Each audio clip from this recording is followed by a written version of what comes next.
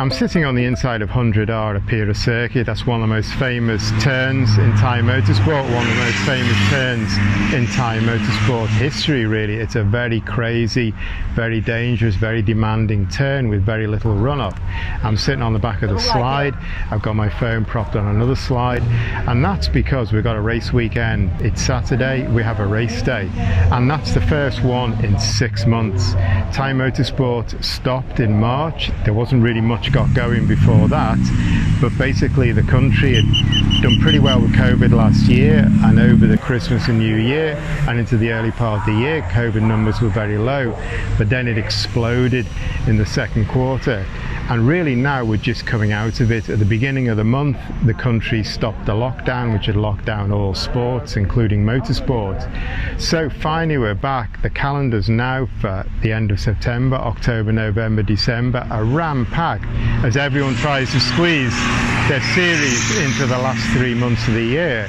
But there was one round of motorsport before the lockdown, or one major round of circuit racing, and that was here, the Toyo Racing Car Thailand series. They got their first round in quick before COVID struck. So they're actually here for the second round. And again, they've been very agile, very fast on their feet. As soon as we came out of lockdown, they just announced the event straight away, and the entry list filled up straight away as well. People really want to get back to motorsport. People have really missed this. So we're actually here for round 2. None of the other circuit racing series have even had round 1, but Toyo have had round 2. They plan to come here another 3 times to Bira Circuit and then finish at Chang Circuit in January with a slightly delayed final round, so their 2021 season will stretch into the first month of next year, but they'll get 6 individual events in. So these guys have been sharp and on the ball and done a really good job, and this series is always like that. It's the grassroots series in Thailand, where they're very agile, they're very flexible, they can move quickly, so they've done a good job again.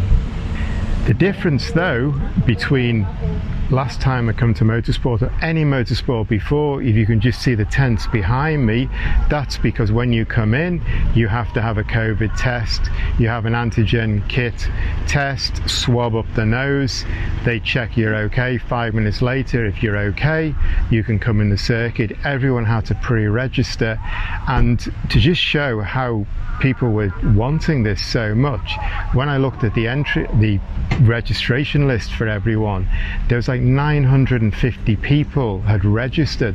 That almost 1,000 people had registered for this event.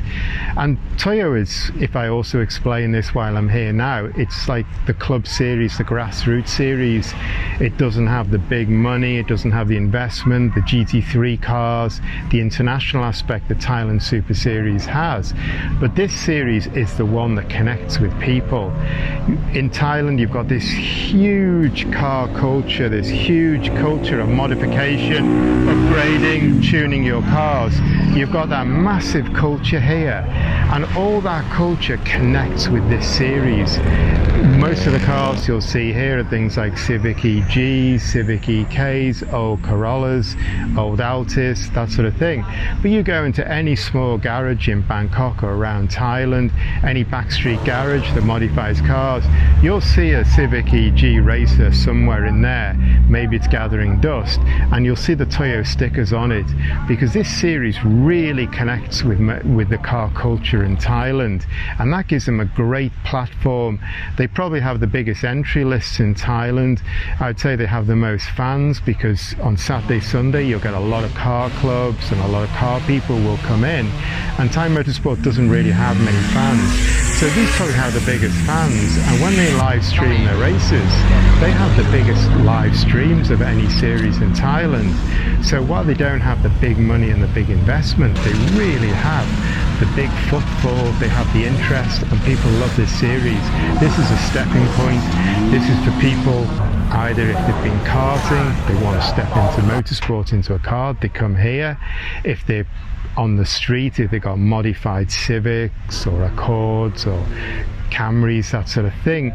They've got modified cars like that. They've been street racing. They want to do it properly. You come here, you build a car, you race here.